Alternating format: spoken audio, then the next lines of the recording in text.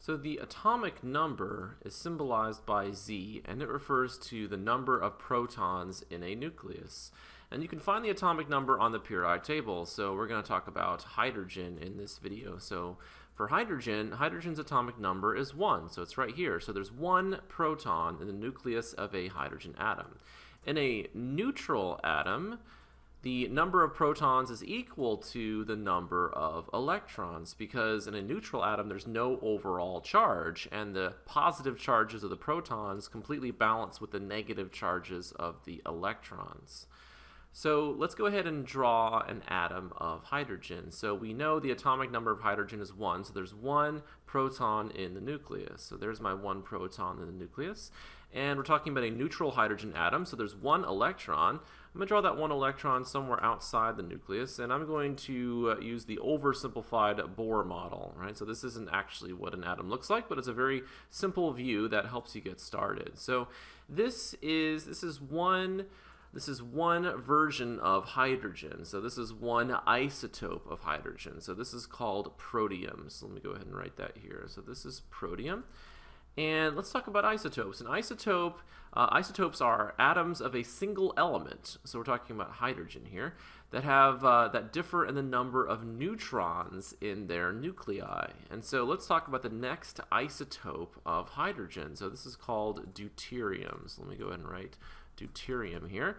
Deuterium is hydrogen, so it must have 1 proton in the nucleus, and it must have 1 electron outside the nucleus. But if you look at the definition for isotopes, right, atoms of a single element that differ in the number of neutrons. Protium has 0 neutrons in the nucleus. Deuterium has 1. So let me go ahead and draw in deuterium's 1 neutron. I'll use blue here, so neutrons are going to be blue. So deuterium has 1 neutron, and since neutrons have mass, right, deuterium has more mass than protium. So isotopes have different masses because they differ in terms of number of neutrons.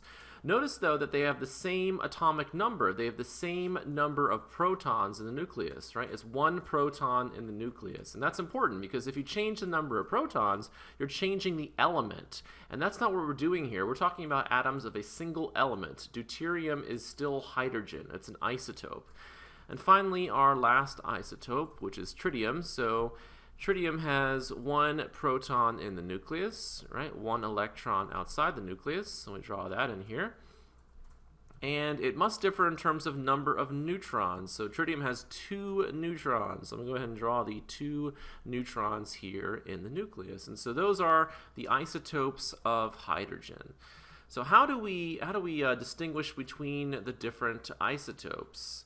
Right, well, we're going to write little symbols to represent these isotopes. And so the symbol that we'll draw here for protium is going to have the element symbol, which is, of course, hydrogen.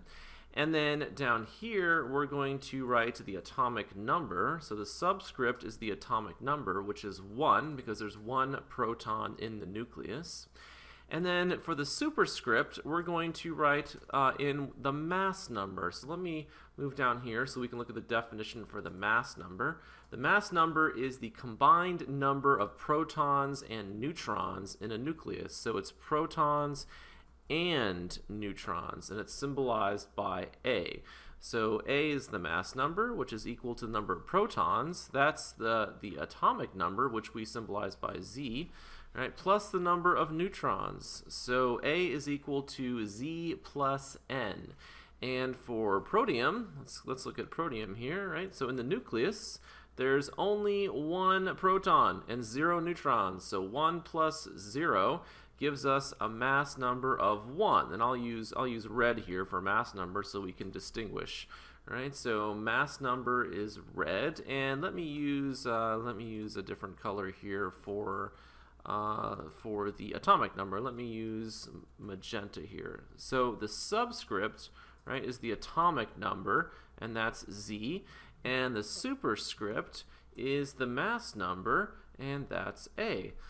All right, so this symbol represents the protium isotope. So let's draw one for deuterium. Right, so it's hydrogen, so we put an H here.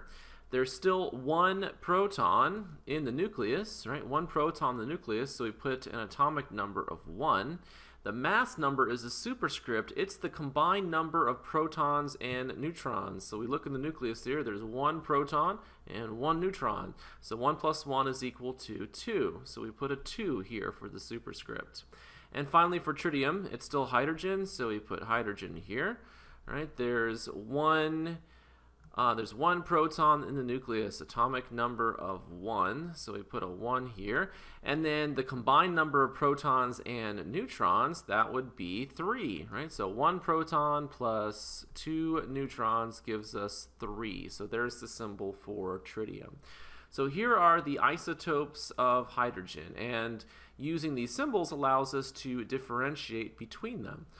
All right, let's take what we've learned and do a few more practice problems here.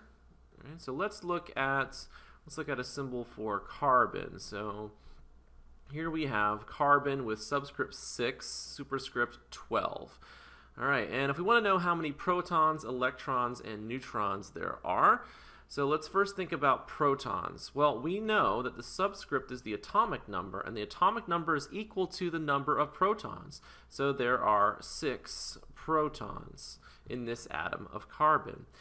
And if it's a neutral atom of carbon, the number of electrons must be equal to the number of protons. So if there are 6 protons, there must also be 6 electrons. And finally, how do we figure out the number of neutrons? Well, let's go ahead and write down the formula we discussed. The mass number is equal to the atomic number plus the number of neutrons. Right? So the mass number was right here, right? That's 12, so we can put in a 12. The atomic number was 6, right here, so we put in a 6. Right, plus the number of neutrons, plus the number of neutrons. So the number of neutrons is just equal to 12 minus 6, which is, of course, 6. So there are 6 neutrons. So just subtract the atomic number from the mass number, and you'll get the number of neutrons in your atom.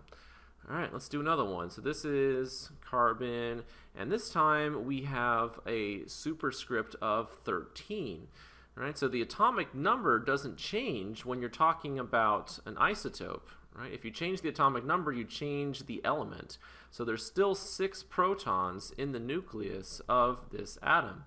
And in a neutral atom, there must be the equal number of electrons, so 6 electrons. And then finally, how many neutrons are there? Well, just like we did before, we subtract the atomic number from the mass number.